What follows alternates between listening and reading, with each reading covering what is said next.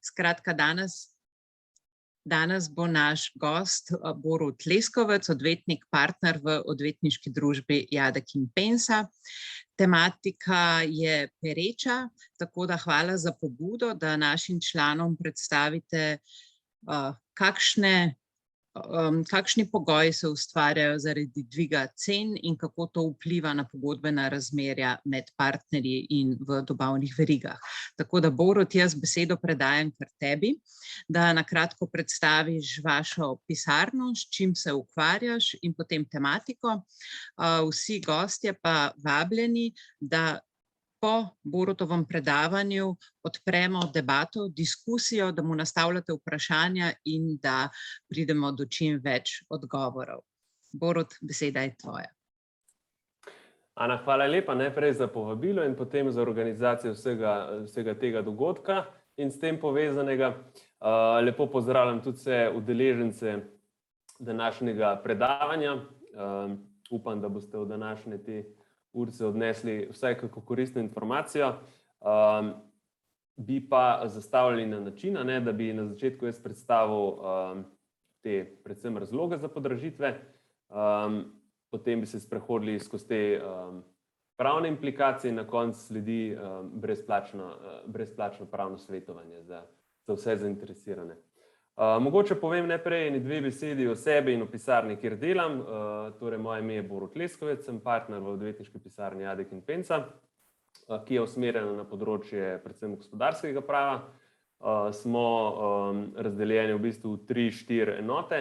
Ena pokriva transakcije, se pravi združitve, prevzemi in te zadeve. Druga pokriva pravno svetovanje, tretja se pa ukvarja z preprečevanjem in reševanjem sporov. No, v tej enoti sem pa tudi jaz. In te teme, ki jih danes pokrivamo, se mi zdi, da so že zelo na meji med svetovanjem in med reševanjem sporov običajno. Drugače pa v naši pisarni tudi jaz pokrivam področje javnega naročanja in tudi gradbeništvo, kar spada nekako v to isto enoto, ki se bolj ukvarja s projekti. Tako da, evo, par besed o meni in zdaj, če se organizator strinja, bi mogoče mi kar začeli z in medias res, kot se reče. Evo, to je torej današnja tema, in samo še, da poskrbim, da tudi vi vidite to, kar vidim jaz. Evo. To je torej današnja tema, se pravi vpliv povišane cene energentov, materialov in surovin na pogodbena razmerja. Današnji program, najprej nekaj na kratko o razlogih za podražitve, potem se bomo ukvarjali z institutom spremenjenih okoliščin in mehanizmi obligacijskega prava, nato se bomo pa še na kratko dotaknili posebnosti pri javnem naročanju in pa posebnosti pri gradbeni pogodbi. Zdaj po točko 5, jaz bom te teme od 1 do 4 res zelo na kratko predstavil, ker to je v bistvu tematika za vsaj recimo za 3 šolske ure predavanja, in to seveda danes ne bo šlo čez. Bi pa zato v točki 5 se dotaknili v bistvu vseh tem, ki jih mogoče pri točkah 1 do 4 nismo toliko podrobno uspeli obdelati, pa bi jih potem po točko 5 skozi vaše vprašanje. Upam, da jih bo kaj na koncu. Zdaj najprej, če se na kratko dotaknemo razlogov za podražitve, pa mogoče gremo kar naprej. To je v bistvu graf od Eurostata, v bistvu vsi grafi, ki jih danes predstavljam, noben ni moje avtorsko delo, ampak so vsi prevzeti iz te strani Eurostata, kjer imajo zelo dobro tudi tako vizualno predstavljene te teme, s katerimi se danes srečujemo. To je nekako zgodba energentov v zadnjih 5 letih v Evropski uniji. In sicer prikazuje letno stopnjo rasti oziroma upada cen energentov. Zdaj vidite, da so na tem grafu predstavljene različne vrste energentov. Debela bela črta je energija na splošno, se pravi ponderirano vse te vrste energije, ki so sicer podrobno predstavljene, torej plin, potem je gorivo, kot so recimo bencin, dizel in tako naprej, in pa elektrika. No in zdaj vidite, da že sezonsko cene energentov odvedno nihajo, zato ker pač na severni polobli imamo precej izrazite letne čase, ki povzročijo pač povečano porabo energentov, zlasti zaradi ogrevanja. Borut, samo eno vprašanje. A si šel ti naprej za slajdi, ker vidimo prvega? Aha, kaj pa zdaj naredimo? Evo. Mogoče še enkrat probaš. Mogoče še enkrat probam.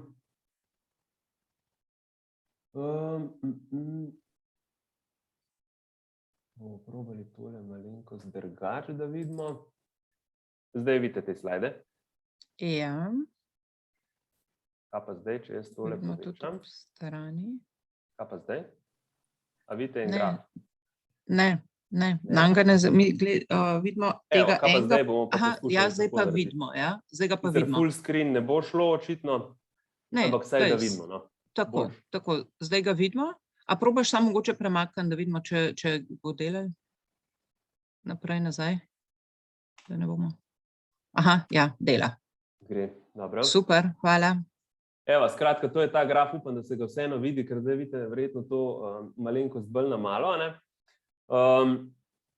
To je torej ta graf, kaj se je z energenti dogajalo v EU v zadnjih 5 letih, a ne, se pravi, ta debela bela črta je v bistvu kumulativa, ne, se pravi, vsa energija, potem so posebej plin, goriva, kot so dizel, bencin in se pravi ta tekoča goriva in pa elektrika, ne. In zdaj vidimo, da so te cene že tudi v preteklosti vedno nihale, ne, črta ni samo ravna, ne, predvsem sezonsko pogojeno je bilo, a ne, se pravi, pozimi je bila energija praviloma nekoliko dražja, ne, in potem se je poleti pocenila, ne, do te slavne naše korone, ne, prvega lockdowna, kjer smo mislili, da bo vse gospodarstvo za v bistvu vse večni čas obstalo, a ne.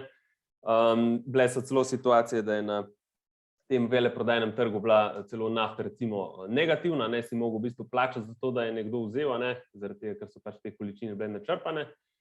No in potem smo se nekako spomladi leta 2021 izvili iz tega krča, ne, tudi zaradi tega, ker so države izdatno pomagale gospodarstvu in takrat se je potem začela ta rast, ne, z intenzivnimi vlaganji, zlasti tudi v gradbeništvu, ne, pa tudi nasploh je gospodarstvo se zagnalo, ne, in to seveda pomeni povečano porabo vseh vrst energentov in energije nasploh.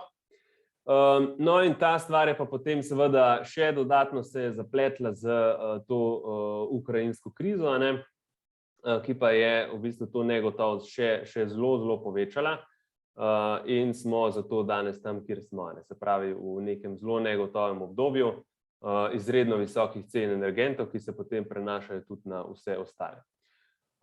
Evo, razlogi, o tem smo nekaj že začeli, a ne, se pravi, ta trenutna cela situacija s podražitvami ima svoj vir v bistvu na samem začetku, ne, se pravi pri surovinah in energentih.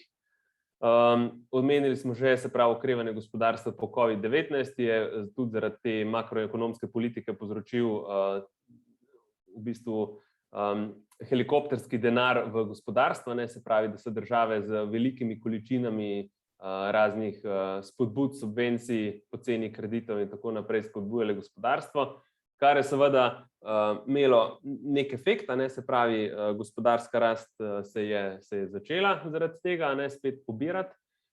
Problem je pa, po mojem, da je bilo tega denarja preveč in teh spodbud preveč, ne, in gospodarstvo več kot toliko pač ne uspe narediti, ne, se pravi, če imate, ne vem, 100 avtov na parkirišču, ne, ki so ostali neprodani, ne, če recimo ljudje dobijo več denarja, ne, ali pa celo neke subvencije, ne, potem bojo šli in te avte kupili, ne, zdaj problem pa je, ne, če imate vi potem kar naenkrat prazno to parkirišče, avtov ni več oziroma je treba nanje čakati, ljudje imajo pa še vseeno ogromno denarja, obstaja še vseeno te spodbude in kaj se zgodi, ne, vsak naslednji avto, ki pa pride za proizvodne linije, ga praktično takoj razgrabijo in cene teh avtov grejo seveda zato v nebo, ne. Mislim, da smo zdaj točno v tej fazi, kjer se to dogaja, ne. Se pravi, da ni več krize na strani ponudbe, ampak bolj na strani povpraševanja. Kar se pa energije tiče, je pa še ena tema, ne, ki se pa že dlje časa odvija, to je pa ta zeleni prehod, ne, kjer naj bi šli od bolj umazanih, vendar cenejših virov energije, kot so, ne vem, tudi premog, ne, pa mogoče tudi, ne vem, nafta oziroma vsi ti bolj CO2 obremenjeni energenti, da naj bi v bistvu zaradi tega potem tudi šli postopoma, ne, k tem čistim virom energije, ki so pa dražje, ne, recimo sonce, veter in tako naprej, ne. Zdaj, težava pa je, ne, da je v bistvu Evropa že sama te bolj umazane vire energije jih v bistvu zelo podražila, ne, za temi CO2 kuponi, ne, in je zaradi tega v bistvu tudi umetno ustvarjala, da so energenti bili dražji, ne, tudi ne samo zaradi tržnih zakonitosti, ampak tudi zaradi pač teh ukrepov zelene politike Evrope, ne. Zdaj, eni pravijo, da ne bi se tudi energetske kapacitete med epidemijo malenkost slabše vzdrževale, eni pravijo tudi, da je leto 2021 in 2020 bilo slabo, kar se tiče padavina, in da je zaradi tega tudi manj te energije iz, ne vem, vode, sonca, vetra in tako naprej. Se pravi, neugodni tudi te, recimo temu, podnebni razlogi. No, to je pa graf, od kje v bistvu Evropa dobi vso svojo energijo. Zdaj, petajouli, to so v bistvu ogromne količine energije, to je v številkah, koliko v bistvu Evropa energije porabi, in zdaj, kar nas skrbi, je ta dela. Se pravi, samo 42% te energije je nekako pridelane doma, več kot v bistvu 2/3 približno je pa Evropa dobi od nekje drugod, in zdaj največji problem trenutno je ta 1/4 evropske energije, ki pride iz Rusije. Zdaj Evropska unija se je odločila, tudi iz nekih pač političnih razlogov, da želi biti od Rusije neodvisna, se pravi, da ne bo več uvažala praktično nobenih energentov iz Rusije, in seveda te energente, ki so bili primerjalno gledano relativno poceni, bo treba nekako nadomestiti. In zagotovo ti viri, ki bojo novi, sigurno ne bojo cenejši od obstoječih, bolj zeleni kot bojo, dražji bojo. To je nekako pravilo. In se mi zdi, da dokler tega procenta Evropa ne bo rešila, si nekaj umiritve cen energentov na evropskem trgu, žal, mislim, da še ne moramo obetati. No in seveda zdaj vidimo, da te povečane cene energentov se pa seveda prenašajo tudi na vse ostalo. Se pravi, tu je indeks industrijskih proizvodov, in vidimo, da so cene se v primerjavi z letom 2015, če pogledamo in kumulativno energente in nasplošno potem tudi proizvode, smo zdaj že skoraj 50% dražje. Vidimo, da se je ta rast nekje začela taka zelo strma, približno spomladi leta 2021, in zaenkrat še raste. To pa seveda za sabo potegne tudi inflacijo, se pravi, vse, kar se draži, na koncu v bistvu pomeni tudi, da vrednost našega denarja in kupne moči s tem pada. Zdaj vidimo, da Slovenija je bila v času korone celo v deflaciji, pod stopnjo rasti Evropske unije in EA, se pravi evroobmočja. Zdaj smo pa približno nekje tam, se pravi nekje med 7 in 8%. No in zdaj, ko smo naredili ta uvod, se pa lotimo lahko pač te naše današnje prave teme, da tako rečemo, se pravi pravne posledice vsega tega, kar je bilo zdaj predstavljeno. Se pravi, kako se te podražitve v bistvu odražajo v vsakdanjem življenju in kakšne pravne posledice iz tega izhajajo. Zdaj mislim, da se je vsakdo od nas že srečal v teh zadnjih mesecih z 3 vrstami teh nagovorov v raznih dopisih. Se pravi, prvi je: obveščamo vas, da z dnem, ne vem, tem in tem zvišujemo cene naših storitev za toliko. Mogoče sledi še neka obrazložitev, se pravi, v to smo prisiljeni zaradi situacije na trgu, tako ne moremo več poslovati, po teh obstoječih cenah ne moremo več dobavljati, zato bomo cene zvišali. To je taka, bi rekel, samo na hard sprememba in potem samo brez nekih pogajanj, ampak samo take it or leave it. No, potem je ta druga opcija: prosimo vas za sestanek, na katerem bi se pogovorili o trenutni situaciji, imamo težave z dobavno verigo, zvišane cene itd. Se pravi, prosijo za neko spremembo obstoječega pogodbenega razmerja. No, potem je pa še ta tretja, pa v bistvu bolj tak ultimativna, se pravi,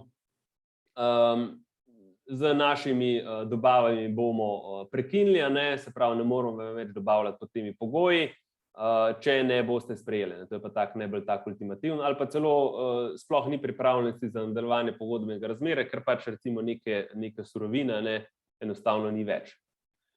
No in kako naj v bistvu ravnamo, ko se soočimo s takšno situacijo? Zdaj, prvi nasvet bi bil: treba je pogledati, kaj piše v pogodbi, če pogodbo imate. Zato, ker pogodba, to je v bistvu alfa in omega, kar piše v pogodbi, ima načeloma prednost in pred tem, kar piše v zakonu, in pred neko prakso. Se pravi, treba iti pogledati, kaj piše v pogodbi. Zato, ker že pogodbeni mehanizmi lahko urejajo določene posledice. Kaj recimo?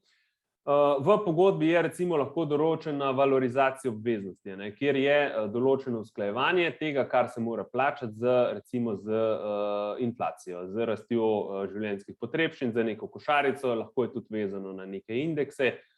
Če imamo primer pri recimo dobavah nekih dobrin, za kjer obstaja neka borzna cena oziroma neki indeksi se izračunavajo, to je tudi recimo pri gradbeni pogodbi, lahko vežemo ceno na tisti indeks. Se pravi, če imamo to določeno, moramo biti res pozorni, da je to določeno natančno, da se točno ve, kateri indeks se uporablja, da se točno napiše, ali se, ne vem, povišanje ali znižanje naredi, se pravi, za celo to ceno, se pravi povišanje, ali pa je to, ne vem, samo za dela, ne vem, samo za 50% rasti.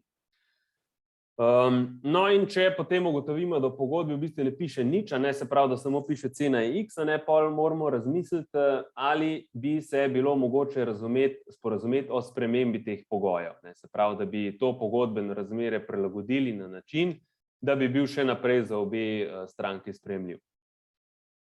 Seveda, zato je potrebno soglasje obeh pogodbenih strank, če ne tega ni mogoče, ker gre v bistvu za spremembo pogodbenega razmerja, za kar pa je seveda mora biti vsi za. No, in če smo v bistvu poskusili nekako najti skupni jezik, pa ni šlo, no, potem pa v bistvu stopi v ospredje zakon, ki pa v bistvu prisilno uredi to razmerje. No, in to je to, kar v bistvu zakon naš določa. Zdaj, večina teh vprašanj ureja obligacijski zakonik, ki je tako v bistvu dosti strt, se pravi, primarno pravilo je pacta sunt servanda, se pravi, pogodbo je treba spoštovati in izpolniti tako, kot je zapisano. Se pravi, če piše, da je nekdo za, ne vem, 1 tono aluminija mora plačati, ne vem, 1000 evrov, potem mora pač tistih 1000 evrov, ko pride do dobave, mora teh 1000 evrov plačati. Se pravi, tako kot je bilo v pogodbi zapisano, isto število denarnih enot. Pogosto je vprašanje, ali je mogoče z nekim enostranskim ravnanjem to pogodbeno razmerje spremeniti, z nekim, ne vem, obvestilom, zaradi teh, ne vem, povišanj cen in situacije na trgu aluminija, vas obveščamo, da bo zdaj cena po novem, ne vem, 1300 namesto 1000. Načeloma to ne gre, se pravi, vedno je pogodba rezultat nekega soglasja volj, in če tega soglasja volj ni, potem pogodbe pač ni mogoče kar enostransko spremeniti, tudi ni mogoče praviloma brez posledic od pogodbe odstopiti, da bi enostavno ta dobavitelj rekel, ne, po ceni 1000 evrov jaz ne bom več dobavljal in od pogodbe odstopam. To načeloma ne gre, to pomeni kršitev pogodbe, zaradi katerega je lahko stranka tudi odškodninsko odgovorna, lahko se uveljavljajo tudi razni instrumenti, kot so pogodbene kazni, ki so namenjeni utrditvi obveznosti. Seveda pa je vse možno v primeru soglasja, ampak se pravi, zdaj se ukvarjamo s situacijo, ko tega soglasja ni. OS pa za take primere pozna institut spremenjenih okoliščin, ki v bistvu pravi, da lahko ena stranka zahteva razvezo pogodbe, se pravi, da se pogodbeno razmerje prekine. Če so po sklenitvi pogodbe, to je zelo pomembno, se pravi, potem, ko je pogodba že sklenjena, nastale neke okoliščine, ki otežujejo izpolnitev ene stranke, lahko celo do te mere, da ni mogoče več doseči namena pogodbe. Primer, tisti naš dobavitelj ima recimo nabavno ceno 1100 po novem in seveda ne more prodajati po 1000 naprej, zato ker bi s tem v bistvu ustvarjal takočo izgubo. Te okoliščine morajo biti tako resne, da pogodba ne ustreza več pričakovanjem strank oziroma bi bilo nepravično ohraniti to pogodbo v veljavi. Hkrati pa mora biti stranka skrbna, se pravi, ob sklenitvi stranka ni mogla upoštevati oziroma se izogniti ali odkloniti teh posledic, ker so bile recimo nepričakovane, kot je recimo vojna v Ukrajini. Stranka ne sme biti pasivna, mora storiti vse, kar je v njeni moči, da te posledice pač odkloni, se pravi, recimo, če obstaja nek drug dobavitelj, ki dobavlja ta aluminij po v bistvu neki nižji ceni, potem je treba to izkoristiti. Zdaj, pomembno pa pri tem je, da ni avtomatizma. Se pravi, ne moreš enostavno reči, spremenjene okoliščine so, zato pogodbo razvežem, ampak se to šele z sodbo lahko uveljavlja, se pravi, treba je vložiti na sodišče tožbo. In sodišče z oblikovalno tožbo na novo oblikuje pogodbeno razmerje na način, da v sodbi piše ta pa ta pogodba se razveže. Zdaj, razveže se lahko z dnem šele izdaje sodbe, oziroma njene pravnomočnosti, lahko pa sodišče zlasti v primeru nekih takih bolj trajajočih razmerij poseže tudi za nazaj in reče od tega dne, se pravi že za nazaj, recimo ne vem, od takrat, ko je bila tožba vložena, se v bistvu pogodba razveže. To je v praksi zelo problematično. Zakaj? Zato, ker ko vi vložite tožbo, če imate vi danes problem, vi realno ne morete pričakovati, da bo sodišče o vašem tožbenem zahtevku odločilo prej kot pa recimo v 2 letih. Recimo, če se nasprotna stranka upira, prej kot v 2 letih trenutno, glede na trajanje sodnih postopkov pri nas, skoraj da ni realno pričakovati, da bi se v bistvu lahko zadeva zaključila. In kaj zdaj vmes? Vi morate v bistvu nekako reči to vmesno razmerje, se pravi, vi rabite ta material, ki ga dobavitelj vam dobavlja, dobavitelj vam ga ne more po teh obstoječih cenah, lahko vam prekine dobavo, to potem ima praviloma za posledico še neke odškodninske zahtevke. Tako da pod črto, to, kar smo zdaj obdelali, se pravi, ta institut spremenjenih okoliščin se sicer lahko sliši lepo, v praksi se lepo teoretično bere, ampak realno pa se bojim, da zaradi tega zamika z rešitvijo problema ta opcija ni najbolj, bi rekel, realno izvedljiva. To imamo še enkrat ponovljen ta člen, ki smo vsebino ga v bistvu že prej obdelali. Zdaj, katere pa so te okoliščine, zaradi katerih je sploh mogoče zahtevati neke spremembe? Predvsem morajo biti objektivne, se pravi, ni to nekaj, kar bi zadelo samo eno pogodbeno stranko, ampak mora biti to neko, recimo, neka, na primer, tržna situacija, kjer so tudi drugi prizadeti, ne samo ta en pogodbenik. Ta pogodbenik mora ravnati skrbno, se pravi, zahteva se, da recimo, če nekdo vidi, da bojo, ne vem, zaprli neko tovarno, ki mu je dobavljala ta aluminij že, ne vem, 10 let, mora v bistvu pravočasno ukreniti vse, da dobi neke druge vire. Zdaj, katere pa so te okoliščine po vsebini, pa to tudi niso neke take okoliščine, ki bi bile, recimo temu, enostavno premostljive, ampak gre res za hude stvari, kot so recimo, ne vem, nek požar, izbruh vulkana, potres, stavka, vojna, tudi recimo, čemer smo zdaj priča, blokada meja ali pristanišč, teroristični napad, tudi COVID-19 je bil priznan kot taka okoliščina, neke spremembe predpisov in pa tudi znatno povišanje stroškov materiala in delovne sile, če je to seveda nepričakovano. Zdaj, v zvezi s temi okoliščinami bi jaz mogoče še poudaril, da kar se tiče nepredvidljivosti teh podražitev, je v bistvu zelo podobna situacija, kot je bila pri koroni. Zdaj tam, če se spomnite, marca, aprila leta 2020, ko nas je ta COVID prvič zadel, takrat v bistvu noben ni vedel, kaj se dogaja, kakšna je rešitev, a bo sploh svet še kdaj normalen, a bomo mogoče kar vsi umrli od tega virusa. Potem pa smo se na ta virus nekako, ne vem, ne mogoče navadili, ni prav izraz, ampak nekako smo se naučili živeti z njima in COVID-19 v današnji situaciji zagotovo ni več neka taka nepredvidena, nepričakovana okoliščina. In podobno je tudi s podražitvami.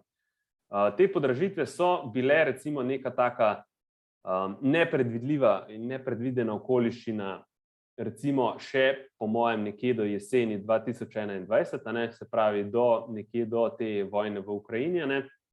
Medtem ko zdaj, ko pa v bistvu vsi vemo, da se nam to dogaja že tam več kot pol leta, pa verjetno ta okoliščina zdaj ne pride več upoštevana. Se pravi, če vi zdaj sklepate neko pogodbo, boste vi težko rekli, da je, ne vem, čez en mesec zdaj pa situacija, ne vem, totalno drugačna, nepričakovana, zato ker v bistvu s temi podražitvami morajo zdaj že vsi nekako računati. No, zdaj, na to temo imamo tudi neke sodne prakse, se pravi, imamo tudi to sodbo Vrhovnega sodišča, ki se je ukvarjalo z primerom, kdaj je neka spremenjena okoliščina tako huda, tako resna, da v bistvu lahko povzroči uporabo tega instituta spremenjenih okoliščin iz OZA. Zdaj, do neke stopnje, kot smo že prej pri energentih videli, so neke fluktuacije cen, neka nihanja, neke spremembe, so v bistvu normalen business as usual, bi rekel. Se pravi, to je nek normalen poslovni rizik, s katerim je treba računati, in vsaka podražitev oziroma sprememba cen še ni taka, da bi lahko sploh imela kakršnekoli posledice za pogodbeno razmerje. Zdaj, drugače pa je, če gre za tako intenziteto sprememb, ki stranko toliko prizadene, da ima v bistvu po nekem takem, bi jaz temu rekel, zdravi kmečki pameti in presoja, to, kar se, če bi se pogodba izvajala naprej, v bistvu enostavno ne bi bilo fair, ne bi bilo realno izvedljivo, bilo bi neko očitno nesorazmerje in neekvivalentnost teh vzajemnih pogodbenih dajatev. No in če so taki, če v bistvu tako intenzivna sprememba, potem pridejo v bistvu vsi ti instrumenti šele v poštev. No in zdaj, kako se lahko z temi, bom jaz samo tole probal ugasniti.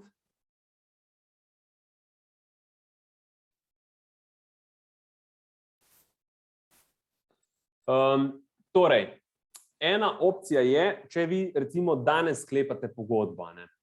Imate eno možnost, se pravi, da rečete, cena bo fiksna, ne bomo se s tem sploh nič ukvarjali. Pri tem tvegate, se pravi, da boste, ne vem, čez 2 meseca, če pride še do nekih dodatnih podražitev, da boste takrat vi morali se s tem vprašanjem spopasti, pa boste v bistvu imeli takrat te zaplete. Druga je pa, da se enostavno vam lahko zgodi, da vam bo ta dobavitelj, ko pride do neke spremembe, nehal dobavljati. Seveda, to ima lahko vse pravne posledice, od odškodnine in tako naprej, ampak kaj vam pomaga, če vi tega, kar rabite, nimate? In to je v bistvu ta ključen problem. Zato je smiselno, da v pogodbah, ki se recimo sklepajo danes, razmislite, kako v bistvu že vkalkulirati to tveganje spreminjanja pogodbenih cen. In zdaj ena od teh možnosti je valorizacija denarnih obveznosti. Kaj to pomeni? To pomeni, da če vi danes določite ceno 100, da ta cena ne bo nujno fiksna, ampak se bo ta cena nečemu prilagajala. Se pravi, prilagajala se bo nekim tržnim razmeram, kar pa v bistvu pomeni, da bo tudi za drugo pogodbeno stranko to bolj varna situacija. To pomeni, da to ceno, ki je danes recimo 100, vežete na neke spremembe cen izražene z nekim indeksom. Se pravi, ali da date neko indeksno klavzulo, če imate valutno tveganje, lahko date tudi neko valutno klavzulo. Se pravi, določite nek mehanizem, kako se bo ta cena spreminjala. Zdaj, če tega ne bi naredili, potem morate vi računati s tem, da bo druga pogodbena stranka verjetno to podražitev že sama vkalkulirala v svojo ceno, kar pomeni, da boste vi že danes plačali več, koliko več, toliko, ker v bistvu ta druga pogodbena stranka pričakuje, da se bo cene gibale v prihodnosti. Se pravi, vaš pogodbenik bo v ceno že zdaj vkalkuliral te neke bodoče predvidene podražitve, kar pa seveda za vas pomeni, da boste že danes plačevali več, čeprav to mogoče ne bi bilo treba. In se pravi, neka taka valorizacijska klavzula v bistvu za obe stranki pomeni plus, se pravi, za tistega, ki mora izpolniti, se lahko zanese, da ta cena ne bo fiksna, ampak da se bo itak prilagajala nekim tržnim razmeram. Vam, ki pa plačujete, pa hkrati pomeni, da mogoče nekih inflacijskih pričakovanj v prihodnosti, druga pogodbena stranka še ne bo vključila že v sedanjo ceno. Se pravi, verjetno se na tak način da tudi nekaj prišparati, zato ker pač tudi ni takega tveganja na drugi strani.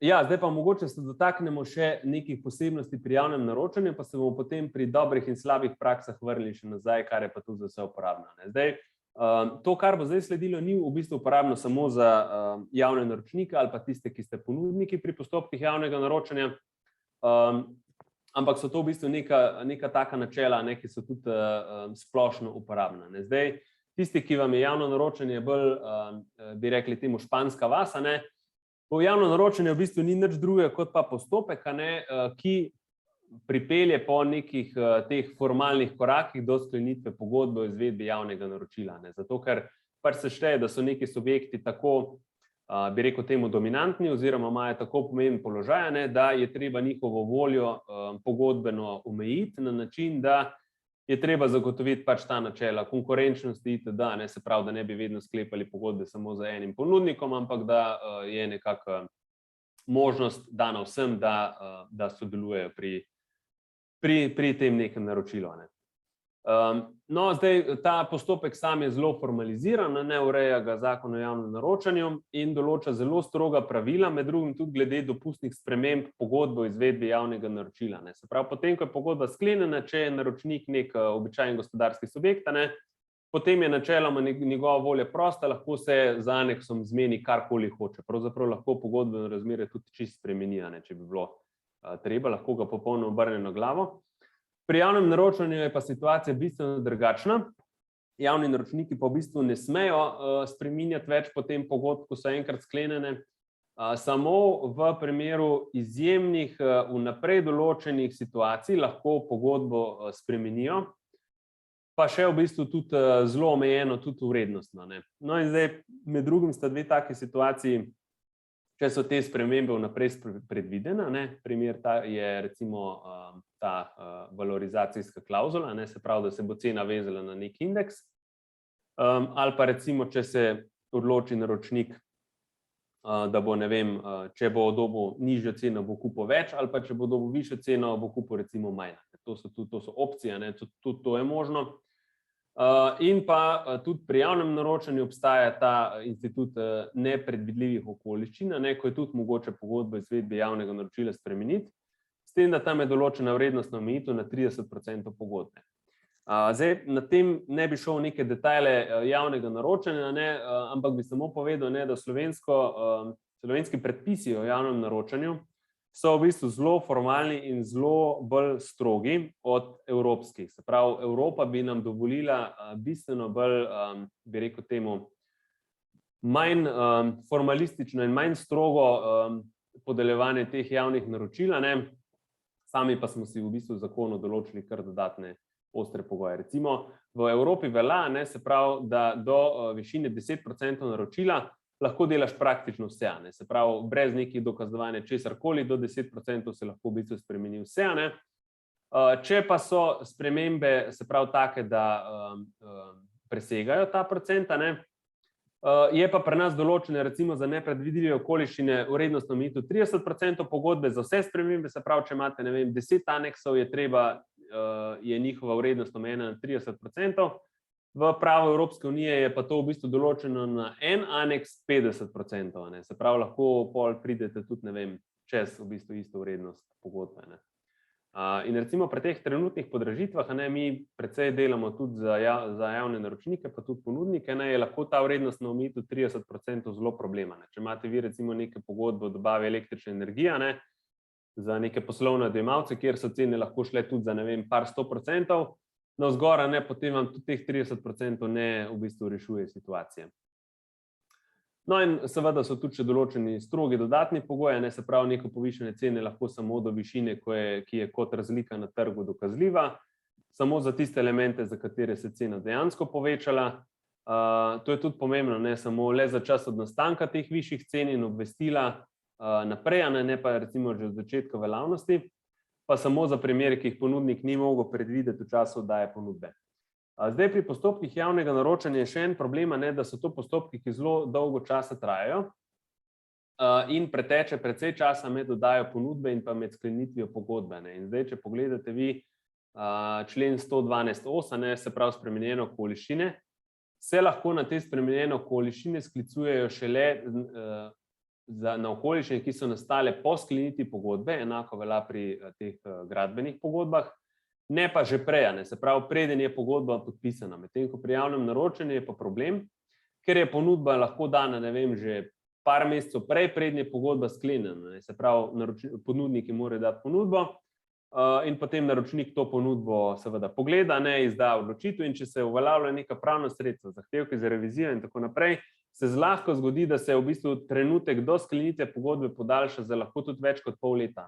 In če bi recimo nekdo dal ponudbo lani spomladi, pogodba bi se pa sklepala letos spomladi ali pa ne vem, letos pozimi, bi sigurno bila cena bistveno drugačna. Zdaj, če bi šli čisto po stroge črke zakona gledati, pa to pomeni, da v bistvu njim dopustna nobena prilagoditev, ker so prilagoditve dopustne šele za čas po sklenitvi pogodbe. No in zdaj še nekaj mogoče prakse, kako se naročniki, ponudniki spopadajo s podražitvami, pa v bistvu te dobre in slabe prakse veljajo tudi nasploh, ne samo za javno naročanje. Trditveno in dokazno breme je na ponudniku. To v bistvu z drugimi besedami pomeni, tisti, ki trdi, da je se mu situacija poslabšala do te mere, da ne more več dobavljati po obstoječih cenah, tisti mora to tudi dokazati. Ni dovolj nek zgolj pavšalni dopis, ja, situacija na trgu je taka, zato povišamo cene za X, ampak je treba to obrazložiti. Se pravi, treba je natančno povedati, kaj se je podražilo, za koliko se je podražilo. Zdaj pri tem obstaja tudi eni, ki pravijo, da v bistvu mora taki zahteva neko povišanje cene, razkriti svoje notranje cene in svoje razmere za svojimi dobavitelji. Primer, pokazati pogodbo za dobavo tega, če smo imeli prej primer aluminija, od svojega dobavitelja in svoje interne cene. Mislim, da bi taka razlaga, da gre rahlo predaleč, zato ker gre tukaj za v bistvu najbolj občutljive poslovne informacije, na katerih temelji v bistvu so poslovanja in sigurno tudi poslovne skrivnosti, zato mislim, da toliko daleč vseeno ne bi smeli iti in bi mogli se zadovoljiti z pojasnili vezanimi na neke indekse, recimo. Ampak važno je, tisti, ki hoče doseči neko povišanje cene, tisti mora to tudi dokazati. Prepričati drugo pogodbeno stranko, da je res v težki situaciji, taki, da v bistvu je treba ceno prilagoditi. Zdaj, če seveda ni sporazuma, bo mogel ta isto narediti na sodišču. Zdaj, za javne naročnike veljajo tudi neke omejitve pri valorizaciji denarnih obveznosti, načeloma velja do enega leta vedno nosi vsa ta tveganja ponudnik, šele čez eno leto se lahko naredi valorizacija, pa še to je po višini omejena. No, naslednja težava je pa tudi, prej smo že rekli, da morajo v bistvu naročniki pri javnem naročanju spoštovati to, kar v pogodbi piše. Če imate vi v neki pogodbi, ki jo sklenje nek običajen subjekt, določeno pogodbeno kazen za primer kršitve, potem je načeloma subjekt prost, ali bo tisto pogodbeno kazen uveljavil ali pa ne. Lahko gre drugi pogodbeni stranki nasproti, reče, razumem, pač tokrat je pogledam skozi prste, te pogodbene kazni ne bomo uveljavili. Tudi recimo ne bomo novčil bančne garancije, ampak bom pristal na neko, odločeno plačilo ali kaj podobnega, dobavo z zamikom.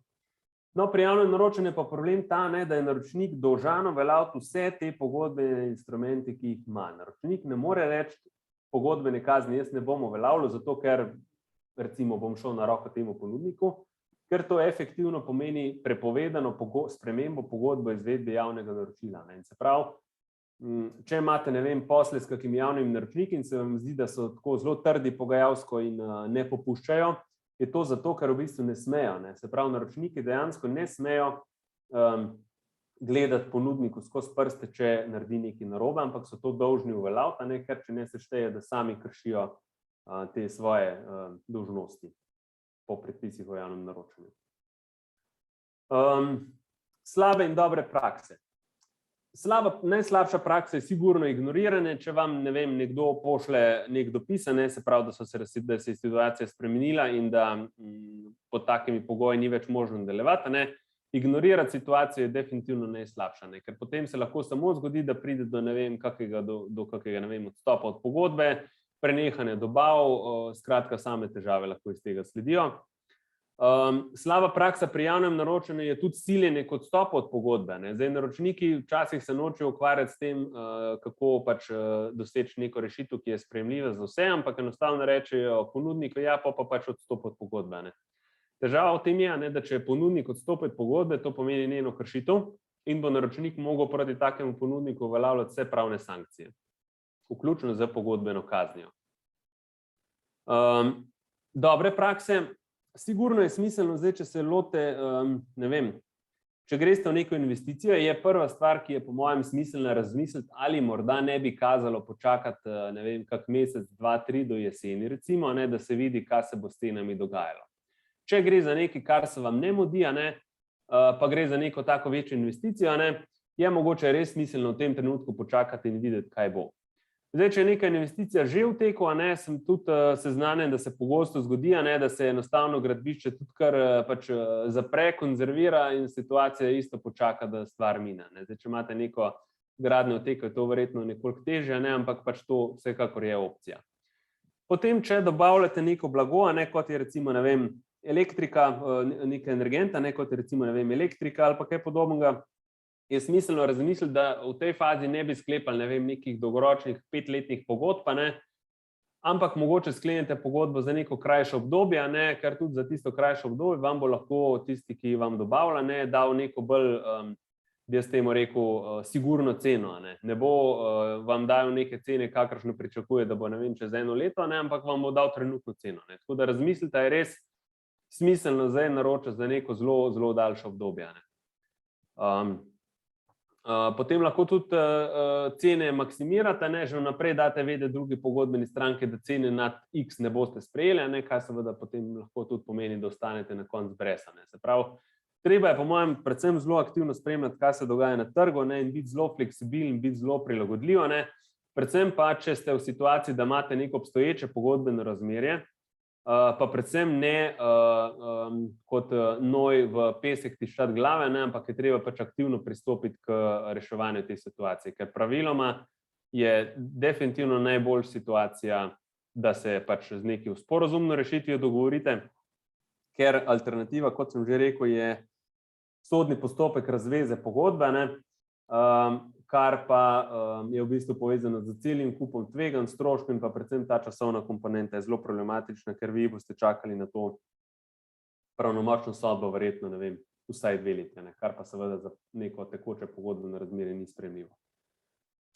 No in zdaj bi se čisto na kratko dotaknili za par minut še posebnosti pri gradbeni pogodbi. Zakaj je gradbena pogodba posebna? Zato, ker je že v bistvu pred temi podražitvami zakonodajalec predvidel, da se do neke mere celo prisilno pri gradbeni pogodbi cena spreminja.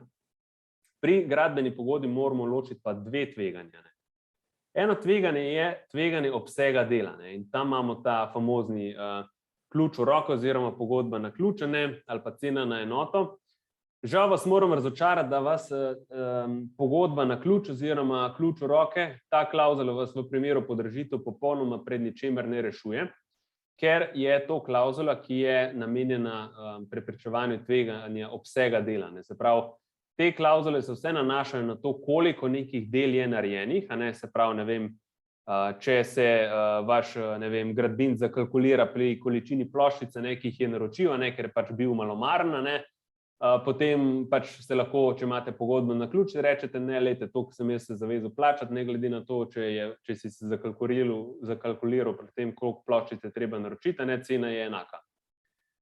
Nič pa to ne rešuje tvegane cene. Se pravi, tudi pri pogodbi na ključ ste isto izpostavljeni kot naročniki pri gradbeni pogodbi tveganjem spremembe cene.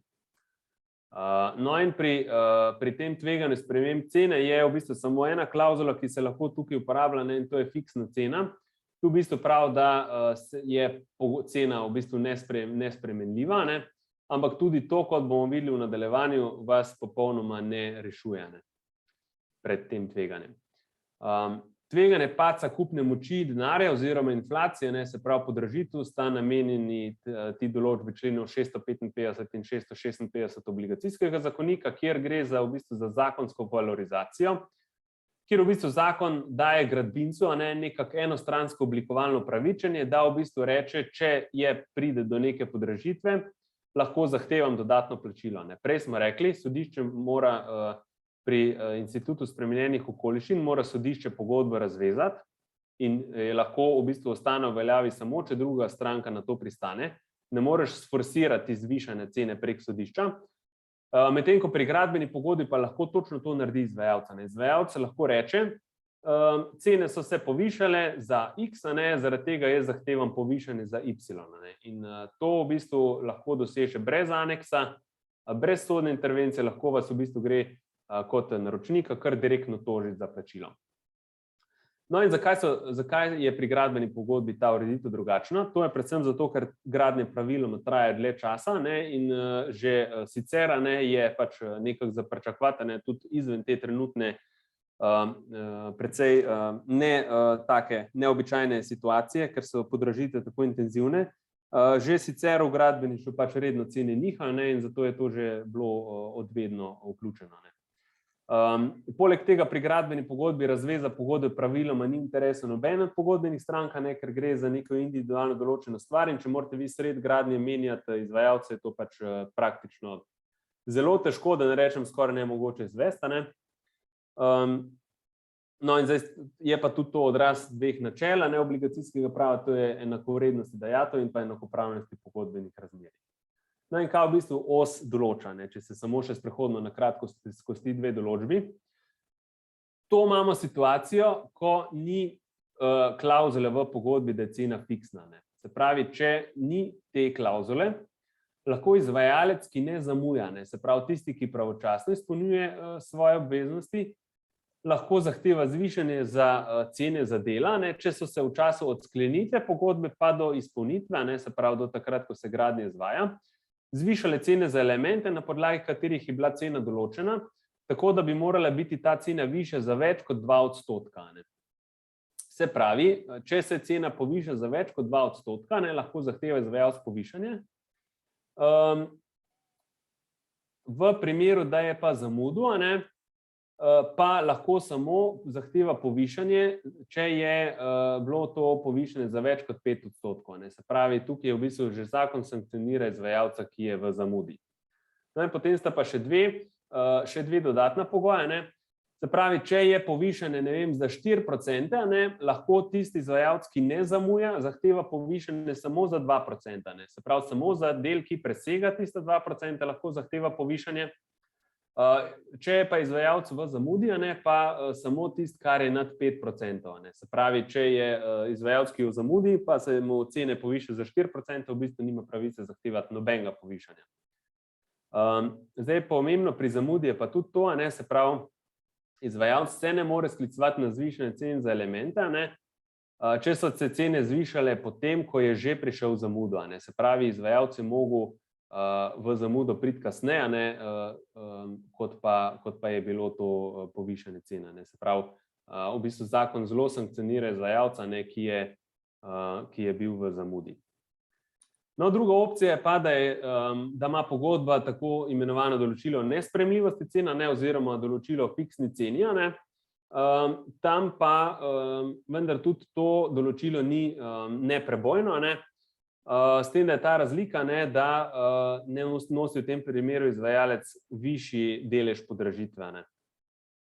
Se pravi, če smo prej rekli, da je meja 2 oziroma 5%, ne, je pri tem določilu nespremenljivosti cen meja 10%. Ne. Se pravi, samo tisto, kar je nad 10%, lahko zahteva za doplačilo. Ne. Se pravi, če je, ne vem, podražitev 8%, če imate določilo fiksnosti pogodbene cene, pa je podražitev 8%, ne, potem ni v bistvu nobenega povišanja. Zdaj, naročnik pa, če pride do neke take situacije, lahko pa seveda tudi odstopi od pogodbe.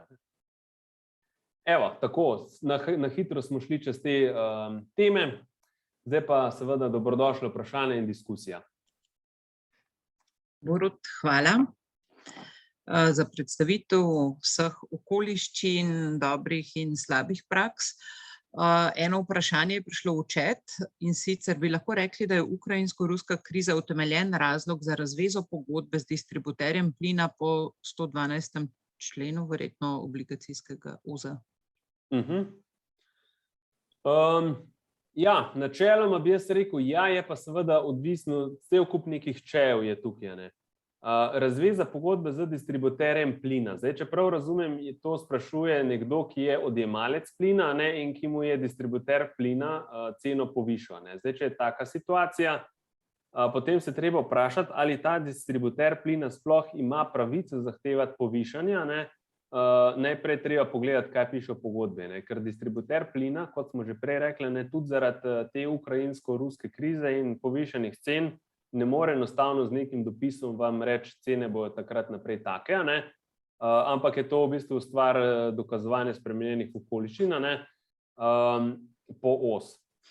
Tako da odgovor na kratko bi bil, ne, je lahko utemeljen razlog za razvezo, vprašanje pa je, ali je to naročniku sploh v interesu, pa predvsem, kaj piše v pogodbi. Hvala. Imate mogoče še kakšna vprašanja?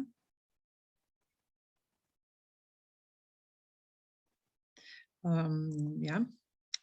Ali sodišče pri izdaji sodbe zaradi spremenjenih okoliščin razveže pogodbe z učinkovanjem ex tunc ali ex nuc? Vem, da si o tem že govoril, ampak nisem razumel odgovora. Aha, kolega, vem, da je odvetnik, zato je postavil tudi mogoče nekoliko bolj komplicirano vprašanje, bom v bistvu razložil, kaj on sploh sprašuje. Rekli smo, da šele sodišče, ko izda sodbo, da šele od tistega trenutka naprej učinkuje razveza pogodbe. Se pravi, do takrat pogodba pač velja, dokler sodišče ne odloči drugače, ker se sprememba zgodi šele z odločitvijo sodišča. Zdaj, lahko pa sodišče reče, od dneva izdaje sodbe naprej se ta pogodba razveže, lahko pa sodišče tudi, to je ex nunc, se pravi od zdaj naprej, lahko pa bi sodišče reklo tudi, da se razveže pogodba za nazaj, se pravi ex tunc, se pravi od nekega trenutka, ki je bil v preteklosti. No in zdaj, načeloma velja stališče, da se razveža pogodbe zgodi vedno ex nunc, se pravi od takrat, ko sodišče odloči naprej, se pravi do takrat je presečni datum, ko se ugotovi, kaj je bilo narejeno, kaj je treba plačati in gre vsak pač svojo pot. Zdaj obstajajo pa določeni primeri, ko to lahko tudi ne bi bilo pravično. Recimo, lahko so neke situacije, ko je do dneva, ko je bila sodba izdana, pogodba že itak bila izpolnjena, pa je recimo ti zahtevek za razvezo bil že bistveno prej. Tudi te pogodbe so lahko že bile sklenjene, bistveno prej je bila sodba izdana in tudi te zahtevki za spremembo so lahko bili že bistveno prej. Zato velja tukaj pravilo, in obstaja tudi nekaj dosti dolg članek na to temo. Načeloma velja pravilo ex nunc, se pravi od zdaj naprej, so pa lahko primeri, ko pa bi sodišče tudi za sodbo razvezalo pogodbo že od kdaj za nazaj, recimo že od takrat, ko je bila tožba vložena. Zdaj v praksi je pa problema, da v vsakem primeru razveza v bistvu se zgodi, šele sodba. Ne glede na to, sodba učinkuje že za nazaj ali za naprej ali od takrat naprej. Problem, ki ga imamo tukaj je, da do razveze, da se do konca sodnega postopka do pravnomočnosti ne ve, kaj je v bistvu prav odgovor, kaj bo sodišče odločilo. In zaradi tega je predvsem treba se truditi v smeri neke sporazumne rešitve. Hvala tudi za ta odgovor. In mislim, da zaenkrat nimamo drugih vprašanj, Borut. Ja, hvala. Tako da hvala tebi še enkrat za današnjo predstavitev. Kot sva govorila, bomo jeseni naredili še dogodek na temo zelenega javnega naročanja, kaj vse obsega, kje so priložnosti, zakaj v Sloveniji tukaj ne funkcionirajo stvari tako, kot bi lahko in kaj lahko še naredimo. Tako da v CER imamo tukaj eno pomembno temo, ki se bomo lotili. Vabljeni, da sledite našim nadaljnjim dogodkom, tako da še enkrat, Borut, hvala, vsem lep dan še naprej in ostajamo na vezi.